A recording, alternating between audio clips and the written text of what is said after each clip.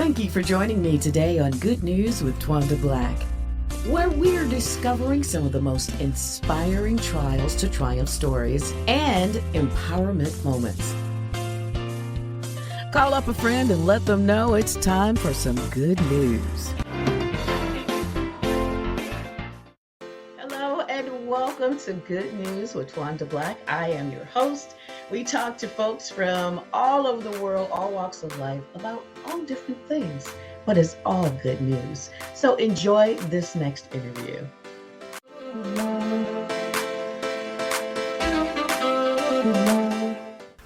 Joining me today is Reverend Michael Jackson. Yes, his name is Michael Jackson. Mm-hmm. And he is the pastor of Confidence Missionary Baptist Church in LaGrange, Georgia. And LaGrange is about an hour and a half. No, it's not an hour and a half. It's about 50 minutes from Atlanta. And actually, I worked there for many years. How are you doing, Pastor? I'm doing fabulous. It's a wonderful rainy morning here. Oh, is it really? It's raining in LaGrange. Oh, we had it yesterday. Look, so growing up, did you catch a lot about your name, Michael Jackson? Oh, I caught it a lot. My mama must love Michael Jackson. She must fell in love with Michael Jackson. Thriller Night. Oh, gosh. Anyway, it's Michael Jermaine Jackson. Oh, Lord. So she was in the... She did. Oh, that is funny. Yes, ma'am. Yeah. So I know you called it, though. I called it. In school, I hated for them to call my name. Yeah. So look, I'm going to call you Pastor Michael, if that's okay, Pastor Mike. Tell us about Confidence Missionary Baptist Church and tell us about your career. How long have you been pastoring? I've been pastoring here at Confidence for it's been 15 years on September the 19th, made 15 years. Wow. That I've been pastor here at Confidence Missionary Baptist Church. Started out with 7 people, small community church, but the Lord has blessed us tremendously. Mm-hmm. Mm-hmm. I hear you're one of the larger congregations in LaGrange. We are one of the larger congregations. God has truly blessed us with a lot of things over the years. We believe that we continuously walk by faith and not by sight. So talk about what you do. I mean, every church, hopefully most churches in America do serve their community. They have outreach. Tell us about that. We do a lot of outreach. I believe when I first got here, we started with outreach. The founding pastor was an outreach pastor who passed prior to me coming, Pastor Robert Adams. But I had outreach in my heart. I love God's people. I love people in general. And so we are probably one of the leading churches when it comes to community outreach, when it comes to a need in the community. We do a lot of outreach because we believe there's a great need in the city. So what sort of things do you do? We do feeding the homeless. We do. We help with women's ministry. We help with men's ministry. We help with jail ministry. Over last year, we probably served about 25,000 meals, if not less. 25,000 meals. We gave away over 10,000 masks during the pandemic crisis. We've served as a vaccine station. Not only last year, we were one of the first churches that hosted a vaccine clinic for the COVID-19 shot. We just recently did it on September the 27th with the core group, which was out of Atlanta, Georgia. They came down and we administered the vaccine along with the our faith group, Sister Theresa Thompson. They helped us out, and we were able to serve, I think, approximately about 20 came out to be vaccinated on that day. They'll return on October the 18th. They'll come back from 9 to 1. We'll do the vaccine. We also had voters registration that day. We had about 10 people that signed up to vote, which is still a great number. We had free cell phones for the elderly and Oh, tablets, which were $10.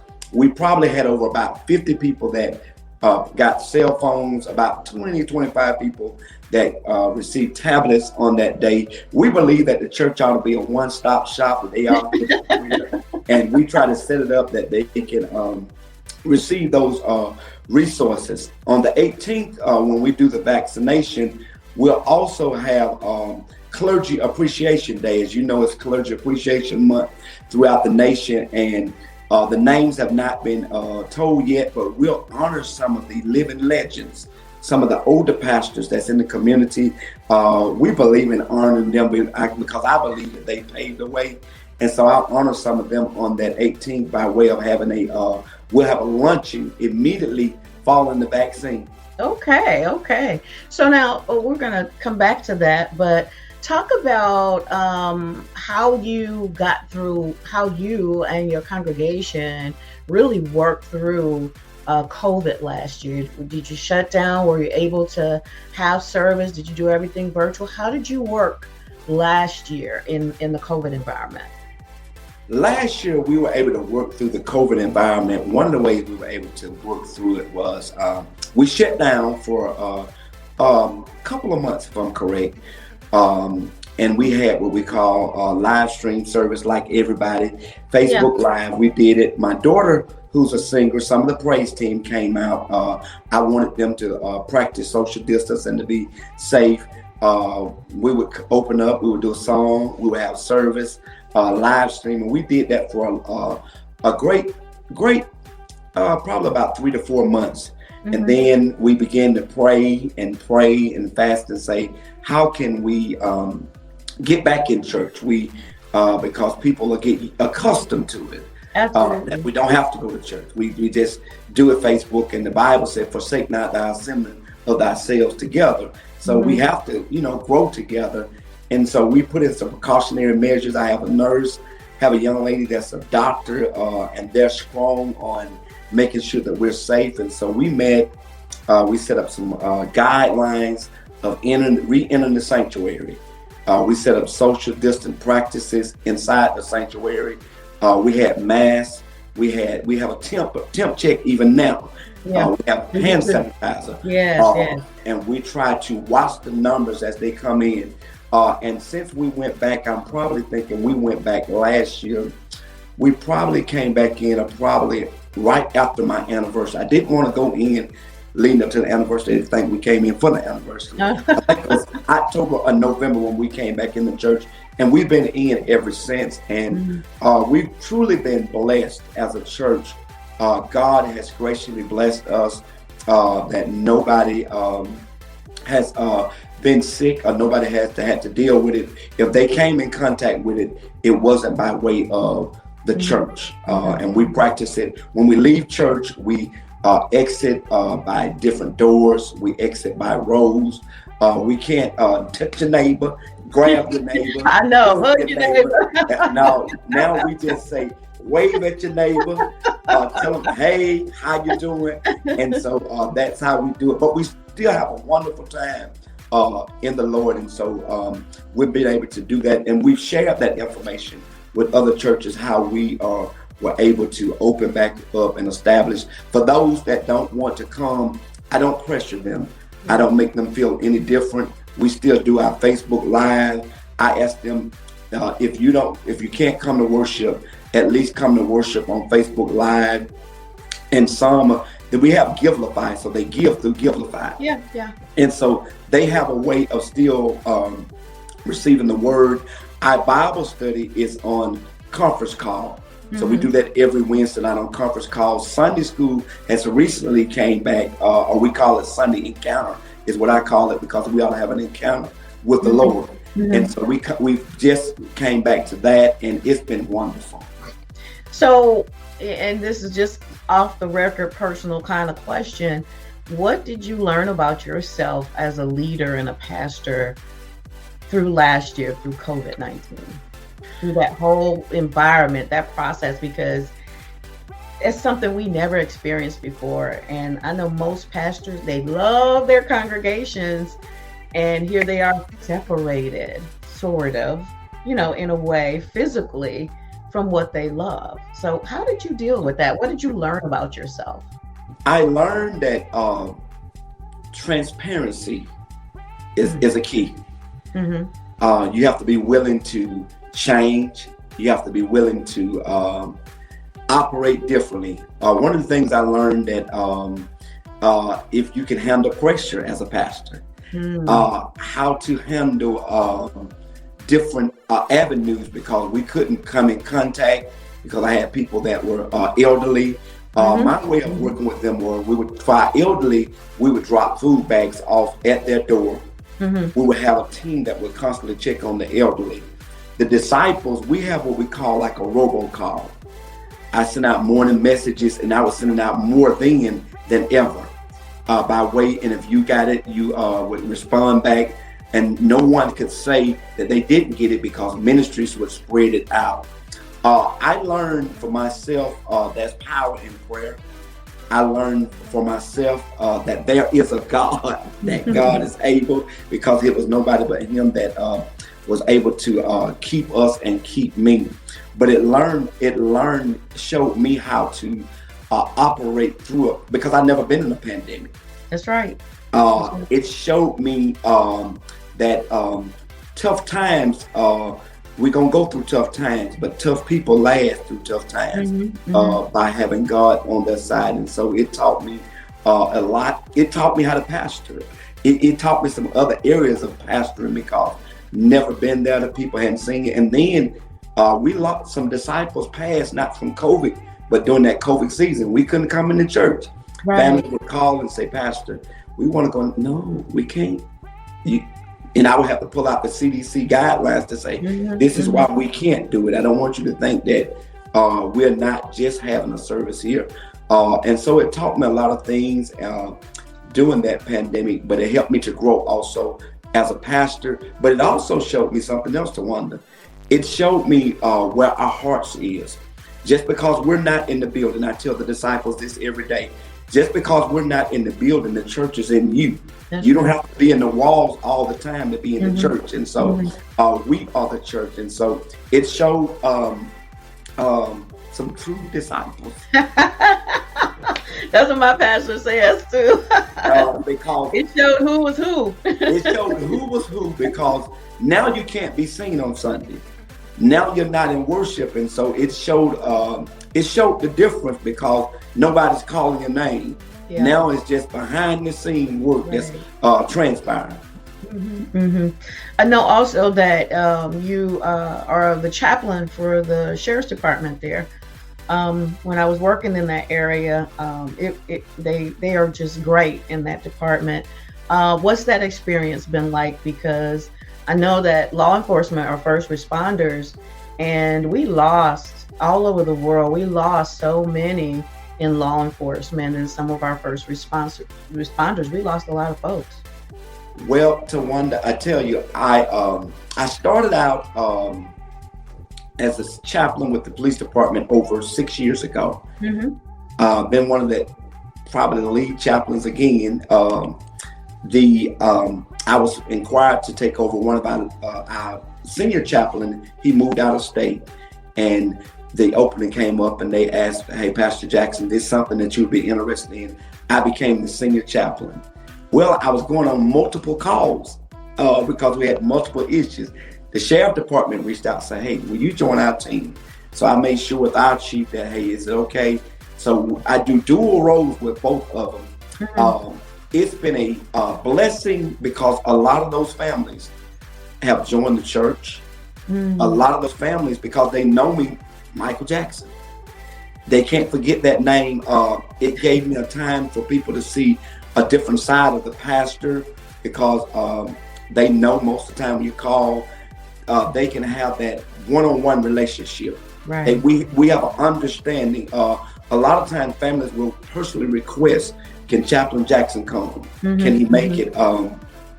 It's been, some cases are tougher than others, depending on the case. There are times I have to go home and just really sit down and chill and get my mind together, because of the sensitivity Right. of the case. It's been a Mm. blessing to the body of Christ because um, we've added numbers.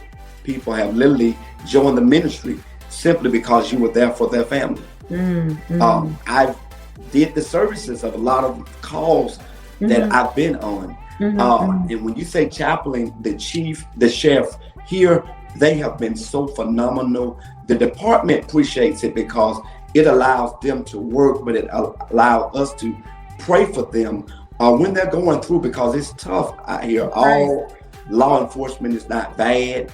And Mhm. so Mhm. they need prayer. They have tough times. And so we'll stop by and be with them. And while you're on that note, it's good you brought it up as a chaplain.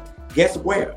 Tomorrow, October the 8th, we'll be, as you know, this is Faith in Blue Month for all law enforcement. Right. Right. So tomorrow, October the 8th, we'll host here at the Confidence Missionary Baptist Church, the Faith in Blue Prayer Breakfast. We'll have prayer with law enforcement officers from Troup County, LaGrange, I think Hogansville, West Point, the local fire department, and we've invited pastors to come in where they can dialogue with the police and sheriff and let them know, hey, these are some concerns I have. How can you help me? This is what's going on around my church. How can we handle security? So tomorrow at 8:30, we'll have breakfast. Chick-fil-A has been so gracious to host us. And so we'll have that tomorrow from 8:30 to about 9:30. That's nice. And then on Sunday, we'll be at the Sweetland Amphitheater. Oh yeah, nice, nice place. Yes, at 4 o'clock, we'll host the Faith in Blue, which will be the closer, and we'll share. And I have a wonderful chaplain team, and I'm so grateful for all of them. That is wonderful. That's wonderful. So let's go back to your vaccinations on October 18th, 9 to 1. Is that open to everyone, no matter where you are? The vaccination is open to everyone, no matter where you come from. We'll also offer the booster shot if you fall under the guidelines that day. When we hosted the first one, we will have a few.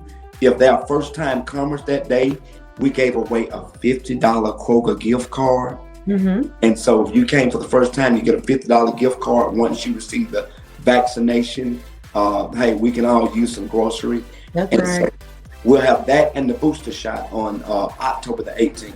That is awesome. And also, I know you said the clergy appreciation on the same day, but in November, you are going to host a virtual homecoming. Yes, in November, we'll have our virtual homecoming and revival be one day, possibly all in one, on the third Sunday of November.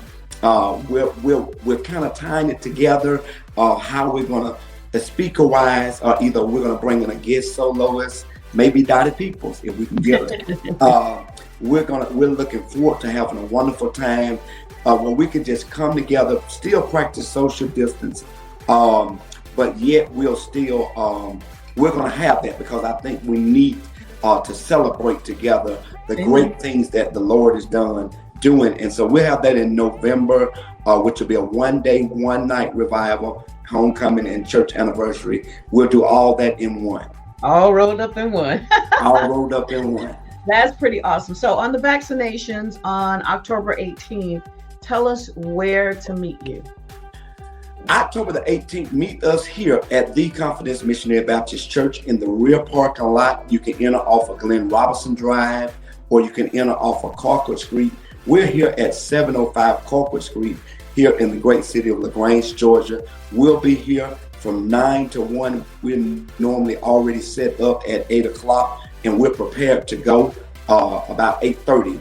And so we're excited about it. On that day, again, 9 to 1, we'll be here in the rear parking lot. If it's raining, we'll move it inside the church facility so that those who come can be vaccinated.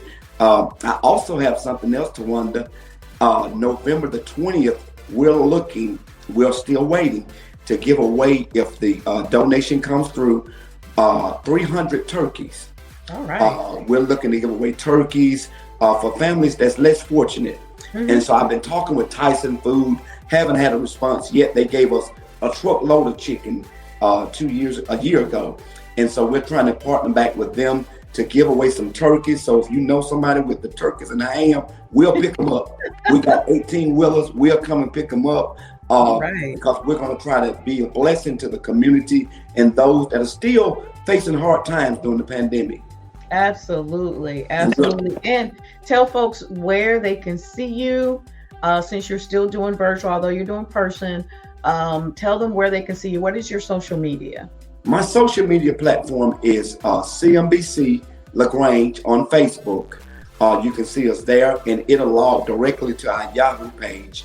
Or you can friend request me, Mike Jackson. That's Mike Jackson. That's my name on Facebook. I won't have on a robe. I won't have on a suit.